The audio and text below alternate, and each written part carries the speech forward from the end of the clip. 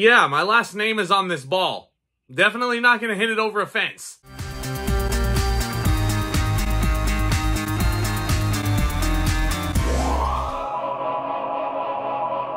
Well, guys, it is time. We are celebrating 30 years of one of my favorite movies of all time, The Sandlot. Now, I feel like a lot of fans of this movie all have that story of how they came across The Sandlot. So, my story is pretty generic. I just saw a new baseball movie on HBO one day. I believe it was HBO Family. And I just kind of sat there. The movie was just starting, and I was like, enraptured in it. Let's dig into some of those reasons why I'm so invested in this movie still to this very day right now. And just in case you've never seen The Sandlot, which first of all, what the heck? Second of all, this is fair warning. There will be some spoilers in this video, and I'm going to get into some of this stuff. So there's your fair warning. Our hero in this movie is geeky underdog Scotty Smalls, who moves to a new neighborhood in SoCal, and he manages to make friends with a group of kids who play baseball at the famed Sandlot. And these kids are led by Benny the Jet Rodriguez, who in the 90s would be very tempting to make this jockey kid a jerk, but I'll get into why I love Benny the Jet later. These kids go on a series of funny and touching adventures, almost like a series of vignettes. But the boys run into the biggest pickle of all time when Smalls borrows a baseball from his stepdad that gets hit over a fence. And that baseball is under the capture of the famed Beast, this gigantic St. Bernard who lives on the opposite side of the fence.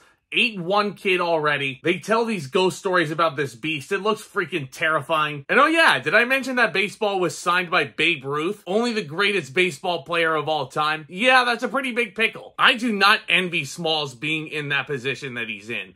But the thing that makes The Sandlot work so well for me is it's not just a movie about baseball.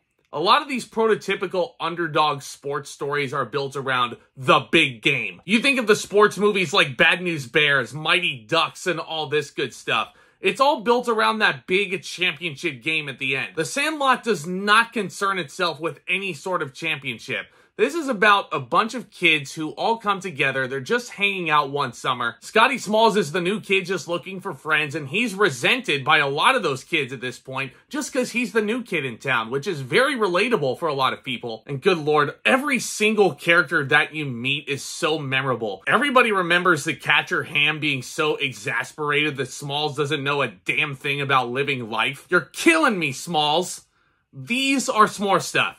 Pay attention. And I don't want to say every single character feels gimmicky in a sense, like Yeah is definitely a gimmicky name, but there's just something about these kids that feels so real, and the banter that they get into. It really does remind you a lot of the Goonies. And there's not really a whole lot of swear words in here, but you know what? You could certainly look at these kids and be like, yeah, these kids could be vulgar like the Bad News Bears, but this is something I would not mind showing my kids at a younger age, and I think they would grow up loving it as well. And it almost acts as a cautionary tale in some ways, because the hijinks that these kids get into, oh boy, that would not slide these days. Like poor Squints just putting himself up for bait just to hook up with the lifeguard that he thinks is hot. Or how about Bertram pulling out a big wad of tobacco in celebratory fashion, and then they go on this big spinny ride gimmick at a carnival.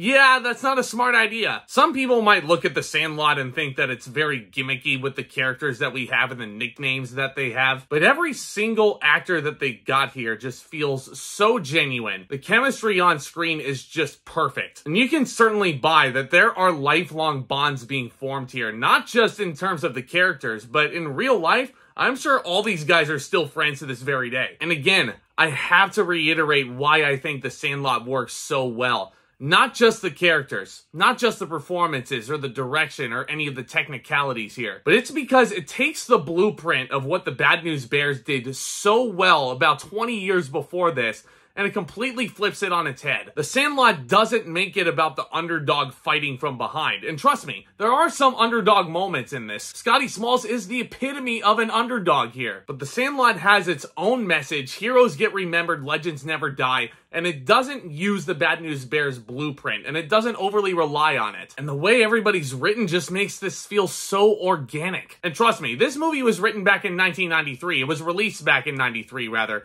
It would have been very, very tempting to stray towards the stereotypes. Let me offer up Benny the Jet Rodriguez as an example. This is the all-star, right? The good-looking all-star who everybody wants to be around. It would be extremely tempting to present him as the Steve Harrington of season 1. You know, where he's actually leading the charge and he's actually the one picking on Scotty. But no, Benny's the one that actually is advocating for Scotty from the very beginning. And all the other geeks he has behind him are hypocritically the ones picking on Smalls. And that's part of the reason why I think Benny's my favorite character out of all of them. And yeah, I know, cliché to say that, but I feel like he's just the most interesting out of everybody. Because it would have been really easy to just be like, yeah, this is a dumb jock, but he's a real person. He's so genuine. He's so welcoming. A lot of people might argue that he's the all-star hero, especially once you get towards that really fun climax, which, yeah, does feel very 90s if you look at how cartoonish and slapsticky it is. And yeah, this is a movie riddled with nostalgia, talking about old-timey Yankees, Babe Ruth, Lou Gehrig. But this is a movie that respects the history of baseball. Not only that, but it uses it to form this really inspiring message, which I think, again, can really resonate with a lot of young kids who watch this. Everybody gets one chance, one life to do something great. And God, it still speaks to me sitting here as a 26-year-old man, still in love with The Sandlot. This is one of my favorite movies of all time. And I think, again, the climax of this movie, it's so not formulaic. It's just a big chase sequence. And it ends with a really likable turn from James Earl Jones, of all people. Yeah, the guy who was the voice of Darth Vader going into this, he would be the voice of Mufasa the next year. This is a dude who has such an intimidating aura about him. And his character is legendary in and of itself with Squints' ghost story about the beast. And at least is such an amazing reversal where James Earl Jones is sitting there as Mr. Myrtle and he's like, why didn't you just knock on the door? I'd have gotten it for you. And then the kids just all turn to Squints and they're like, why the heck did you just waste all of our time with all this brouhaha? Movies nowadays, I would knock points for it, but how The Sandlot handles that little reversal, pitch perfect. Yeah, this is a movie that will never get old as long as I live. I cannot wait to revisit it over and over and over again. It is the perfect summer nostalgic movie for you guys to watch every year. It strays so much away from the underdog formula that we were used to in sports movies around this time. And The Sandlot just comes off like such a nostalgically charming good time. In case you haven't guessed, I'm going to give The Sandlot an A+.